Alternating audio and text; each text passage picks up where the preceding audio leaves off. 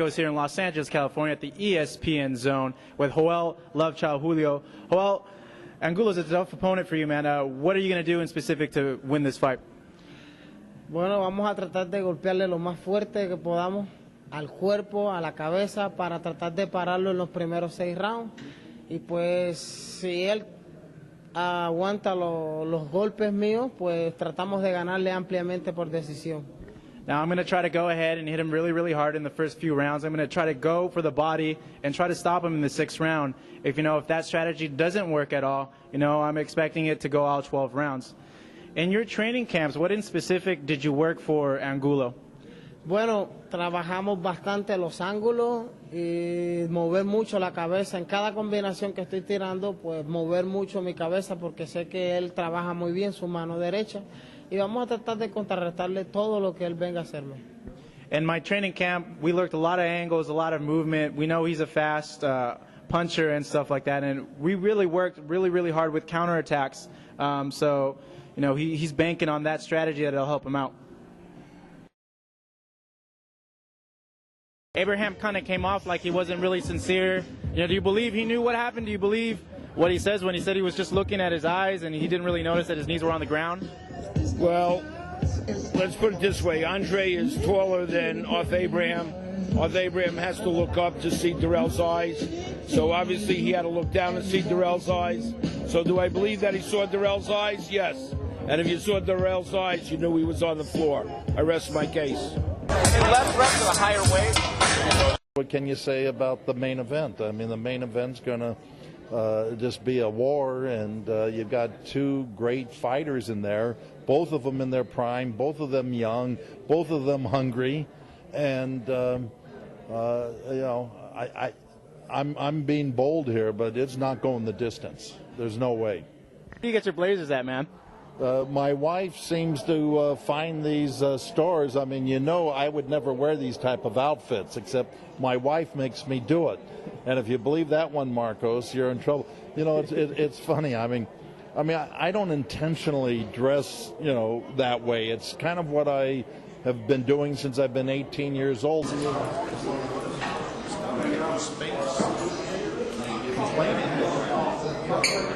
I have a lot of faith. I believe in God. And He will help what I do when I get hit and then I hit back. Thomas, what's your game plan coming in for this Saturday against Chris Arreola? Jaka jest twoja taktyka na tę walkę sobotnią przeciwko Chrisowi Arreoli? Taktyka zawsze jest jedna wygrać, a poczekajmy do soboty. Only one. Fight the easy way to win versus Chris. Unfortunately, you have to wait until Saturday to see what I'm going to do in the ring. Do you believe you have the power to hurt Arreola, and do you expect him to tire out in the championship rounds? Czy uważasz, że masz wystarczającą siłę, żeby Arreola to poczuł i że po prostu on nie wytrzyma twojej presji i twojej szybkości i zmęczony będzie pod koniec walki? Gdybym mnie nie miał, to wchodziłbym do ringu. Mam wielką wiarę i siłę, także wchodzę do ringu, by zwyciężać. Believe me, if I would not know that I have enough power, stamina and speed to fight Chris Arreola, I would not fight him. And you will see me there, so obviously the answer for your question is I have enough to beat him. Hey guys, this is Marcos for FightHubTV.com. I'm here with Chris the Nightmare Arreola as he awaits his anticipated heavyweight clash with Tomasz Adamek at the Citizens Business Bank Arena in Ontario, California. Now, Chris, we know that Adamek's going to come out, try to use his hand speed, try to use his quickness. What's your game plan for that night? My main thing is I got to hit him, got to pop in the mouth right away. I got to use my jab. I got to solidify my jab. And once I pop in the mouth, I want him to fucking think, oh shit, what the hell is going on here? I want him to question why is he in the ring with me. Now, you've called Adamek, and I saw in some of the press conference quotes, a medicated heavyweight. Now, elaborate on that comment. Why do you think he's a medicated heavyweight? All right, you know what? I said medicated. What I really meant to say was supplemented. Because I just didn't get the thought out quick enough. I believe he's a supplemented heavyweight, He's not a natural heavyweight. Just like Bernard Hopkins saying he's going to find the heavyweight division. He's not a natural heavyweight. He's gonna take his protein, take his vitamins, take whatever he has to do to become a heavyweight. Anybody could be a heavyweight.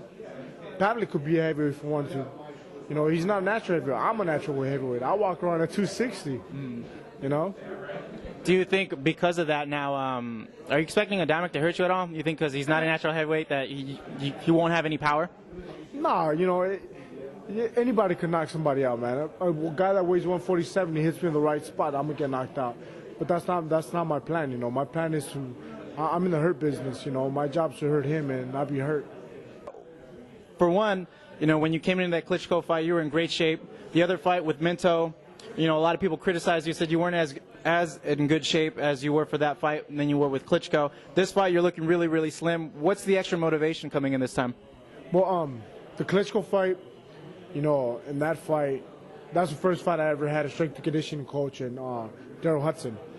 And I learned a lot from that fight, you know. I actually came in that fight in that camp around the mid-90s, 290, 295 around there. And I had to, his job that fight was basically to cut my weight, man. And it was, you know, it was trouble, man. And it was, you know, it's something I'm not proud of. And then in the Minto fight, I weighed in at 263. But in that fight, if you look at a side-by-side picture of the Minto and the Klitschko fight, my body looks a lot better in that fight than it did in the Klitschko. My body's just more. I worked out a lot more than, even though it didn't show, but I did. Now we know you're focused. You're looking in really, really great shape. Do you predict a knockout for this fight? Yes, every fight. Every fight I expect a knockout. But also in every fight, I train to go full 12 rounds. But in this fight, man, I just believe that this is a fight that I have to showcase everything that I have, man. I need to start showcasing that. My last fight, I did a little bit against a Minto. I was able to use my lateral movement. And now in this fight, I have to do the same. Well, there you had it, straight from the mouth of Chris Arreola. This Saturday, April 24th, against Tomasz Adamek at the Citizens Business Bank Arena in Ontario, California. That's right.